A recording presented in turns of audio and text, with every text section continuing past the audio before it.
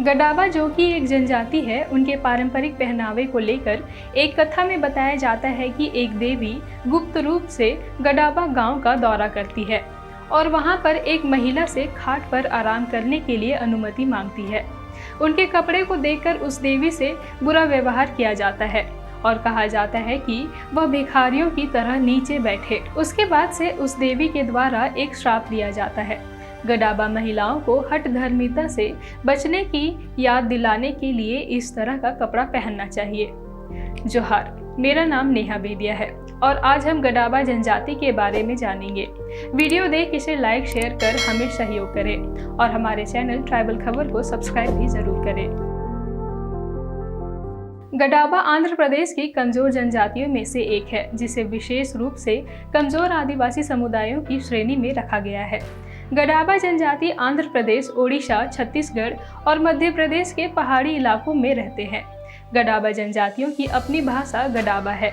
उनकी भाषा कोलारियम भाषा के मुंडारी बोलने वालों में वर्गीकृत किया गया है।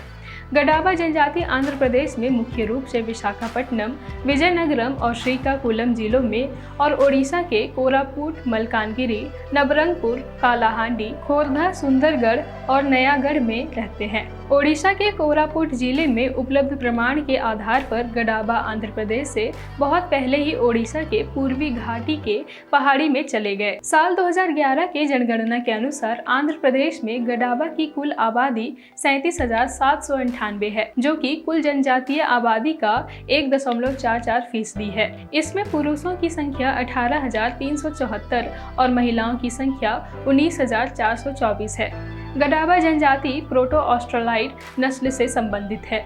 गडाबा जनजाति की उत्पत्ति को लेकर कहा जाता है कि गुटोब जनजाति के लोग राजाओं के लिए पालकी उठाने का काम करते थे। थर्स्टन 1909 के अनुसार गडाबा के पूर्वज गोदावरी नदी के किनारे से जयपुर के राजा की पूर्व राजधानी नंदपुर में बस गए।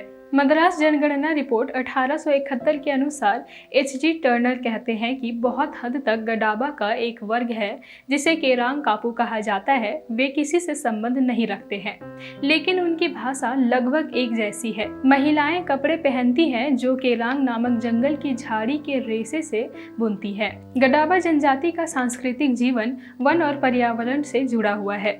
उन्होंने एक लंबे समय से वन के साथ सहज जीविता का संबंध स्थापित किया है।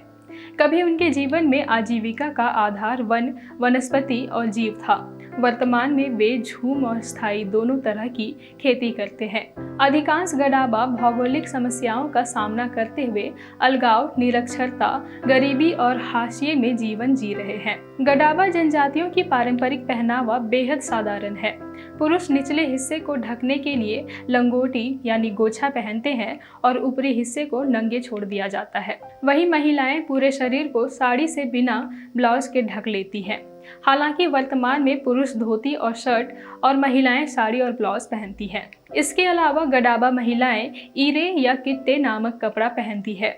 इस कला को लेकर एक पारंपरिक कथा है जो मैंने शुरुआत में ही आपको बताया है। गडाबा महिलाएं सूती धागों और सिल्लो लुवाडा के रेशों से इस कपड़े को स्वयं निर्मित करती हैं। रेशों की नीली पट्टी आगे होती है, मध्य में लाल भूरे रंग में रंगा जाता है, किनारों पर सफेद कपड़ा होता है। बूढ़ी महिलाएं सफेद कपड़ा पहनती हैं, हालांकि रंगीन कपड़ा पहनने में कोई मनाही नहीं है। गडाबा जनजाति कई उप समूहों में विभाजित है। गडाबा सामाजिक संगठन 6 अलग अलग उपवंशों के इर्द गिर्द घूमता है। पहला माचा यानी मछली, दूसरा नागा यानी कोबरा, तीसरा बाघा यानी बाघ, चौथा हनुमथु यानी बंदर, पांचवा भल्लू यानी भालू और छठा सूर्य यानी सूरज, जिसमें दोनों लिंग के महिला पुरुष किसी खास कबीले या वंश के हैं।